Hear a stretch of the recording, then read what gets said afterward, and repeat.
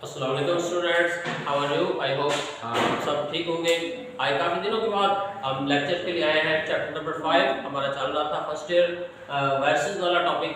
I think इससे पहले हमने पढ़ लिया था। अगर आप पॉजिटिव, आज हम स्टार्ट कर रहे हैं जी discovery of viruses chapter number 5 और ये है जी फर्स्ट ईयर चैप्टर नंबर 5 का टॉपिक है। वेरी इंपॉर्टेंट टॉपिक है डिस्कवरी ऑफ वर्सेस। शुरू वाला इंट्रोडक्शन हमने नोमेनक्लेचर वाला पढ़ लिया था।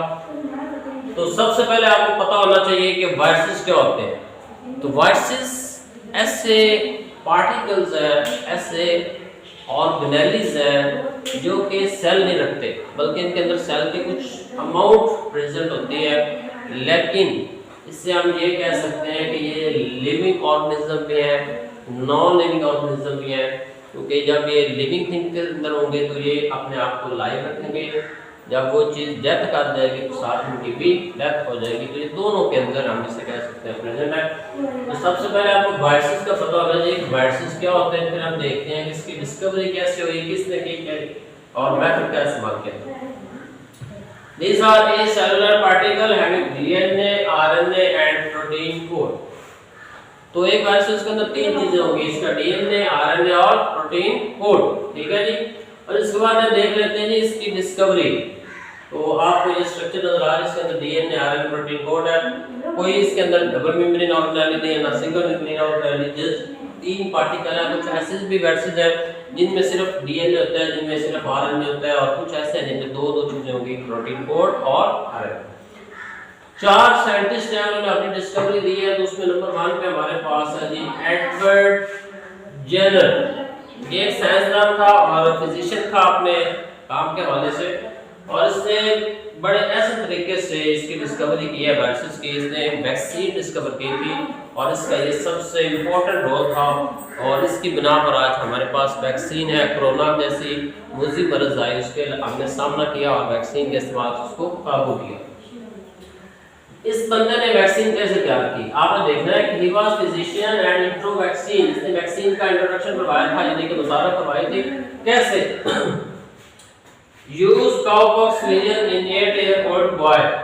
8 साल का बच्चा था, उसके अंदर इसने काउपॉक्स लीजन लगाया था। काउपॉक्स लीजन कहते हैं कि जो एक गाय होती है, उसके जो सेल है, काउपॉक्स गवाला जो दूध होता था, उसके हाथ के साथ ये वाले जरासीम लगते थे। काउपॉक्स लीजन एक बीमारी होती है, यानी कि ये गाय के अंदर थी, और इसने 8 साल बच्चे को लगाया, ये वाले जरासीम लगाए। क्योंकि ये जो डिजीज है एक गाय की डिजीज थी, जानवरों की डिजीज थी, लेकिन इसके अंदर क्या थे, वीक वायरसेस थे।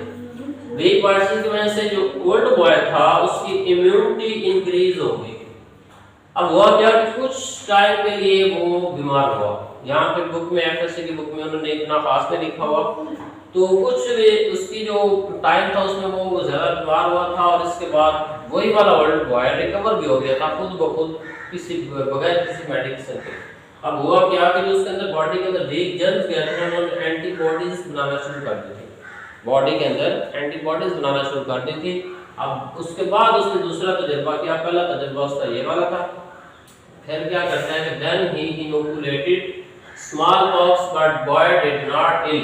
उसने स्मॉल पॉक्स की जरासीम लिए, चीचक के दानों की बीमारी होती इंसान के अंदर, उसने ये लगाया। जब उसी बॉय को तो वो बीमार नहीं हुआ, because he already producing antibodies. उसकी बॉडी एंटीबॉडी प्रोड्यूस कर रही थी, जो कि एक प्रोटीन है, डिफेंसिव प्रोटीन है जरासीमों के खिलाफ। इसलिए उसने जो चूंकि वर्ड यूज किया था, काउपॉक्स है, लैटिन वर्ड है, जिससे मैंने किया वैका, और वैका से उसने क्या मुतारफ करवा दी, वैक्सीन। और इसकी डिस्कवरी में हम ये कह सकते हैं कि चूंकि वायरसेस को अगर कमजोर कर दिया जाए तो ये हमारे लिए फायदेमंद होते हैं। तो ये था एडवर्ड जेनर की खिदमत। नेक्स्ट देख लेते हैं चैम्बरलैंड। 1937 में एक साइंसदान था चैम्बरलैंड। इसने अपनी एक पोर्सलिन फिल्टर ली थी। ये इसके पास है पोर्सलिन फिल्टर, मट्टी की बनी फिल्टर थी, और इसके अंदर कुछ मिकदार में सिलिकॉन थी। और इसने दो तरह के जरासीम इसके अंदर डाले, कुछ रेबीज वाले, कुछ हेपेटाइटिस वाले, कुछ इसके अंदर जो वायरसेस वाले डिजीज वाले जरासीम थे वो इसके अंदर डाले।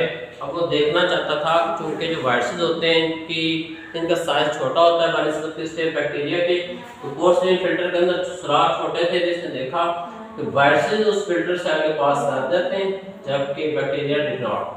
तो यूं करके इसने बैक्टीरिया की डिस्कवरी, वायरसेस की डिस्कवरी कर दी थी। उसने कहा कि बैक्टीरिया चूंकि लार्ज है वो इससे पास नहीं कर सकेंगे, जबकि जो वायरसेस है ये स्मॉल है और ये पास कर जाएंगे। तो यूं करके चैम्बरलैंड ने क्या किया, जर्म प्रोड्यूस फिल्टर इससे फिल्टर मुतारफ कराया और viruses were pass from filter but not bacteria. यूं करके उसने प्रूव किया कि जो वाकई जो वायरसेस होते हैं ये कुछ बीमारी का काज करते हैं वो फिल्टर से गुजर जाते हैं। लिवंस्की, नेक्स्ट लिवंस्की, आइवंस्की लिखा हुआ है या लिवंस्की लिखा हुआ है। तो उसने तंबाकू मोज़ेक वायरसेस रिएक्ट पौधा हमारे पास है, ये देखें दो प्लांट्स हैं तंबाकू प्लांट के, एक हेल्थी प्लांट और एक डिफेक्टिव प्लांट। अब जो उसने क्या किया, डिफेक्टिव प्लांट से कुछ वायरसेस लिए और इसको लगा दिए हेल्थी प्लांट को। अब हुआ क्या कि जो हेल्थी प्लांट था उसको भी क्या हो गया, TMP, तंबाकू मोज़ेक वायरसेस, ठीक है। तो जब यहाँ पे टोबैको मोज़ेक वायरसेस, उसने सबसे पहले इंट्रोडक्शन करवाया कि एक बीमारी है टोबैको मोज़ेक वायरस, उसके अंदर वायरसेस होते हैं। फिर इसने क्या किया कि उसका पाउडर बनाया, जो कोई लीफ कहते हैं ना, लीफ, इसके अंदर ये वायरस था, उसको ये पाउडर कन्वर्ट करता है, पाउडर बनाता है और पाउडर जो है वो लगाता है हेल्थी को, हेल्थी प्लांट्स को भी क्या हो जाता है, तंबाकू मोज़ेक वायरसेस हो जाता है। यूं करके उसने वायरसेस की क्या कर दी, डिस्कवरी कर दी। और आखिरी सेंसर हमारे पास है स्टैनले। स्टैनले ने 1935 में 1935 में प्यूरिफाइड किया वायरस का कल्चर, वायरस को इकट्ठा किया, कल्चर को प्यूरिफाइड किया, इसकी क्रिस्टल बनाना शुरू कर दी। जब इसने क्रिस्टल बनाई तो पता चला कि इसके अंदर तीन चीजें उसने मुतारफ करवाई कि जब कल्चर बना तो उसको तीन चीजें नजर आई। वो कौन कौन सी, DNA, RNA और प्रोटीन कोड। तो स्टैनले पहला बंदा था जिसने इसके पूरे कल्चर को इकट्ठा किया, प्यूरिफाइड किया, क्रिस्टलाइजेशन की और इससे क्या चीज डिस्कवर कर रहा थी, वायरस। तो यूं करके 4 साइंटिस्ट के बारे में, वायरसेस के बारे में डिस्कवरी आपने पढ़नी है और इसको अच्छी तरह आपने समझना है और paper exam point of view के हवाले से इसको अच्छी तरह याद रखना है। तो समराइज कर लेते हैं, आज हमने इसकी डेफिनेशन पढ़ी, 4 साइंटिस्ट के बारे में मुकम्मल डिटेल पढ़ी है। तो आई होप आपको लेक्चर अच्छी तरह समझ आ गई होगी। थैंक यू वेरी मच देखने का। आपने हमारे इस चैनल को सब्सक्राइब करना है, शेयर करना है और ज़्यादा से ज़्यादा वीडियो को देखना है। अल्लाह हाफ़िज़।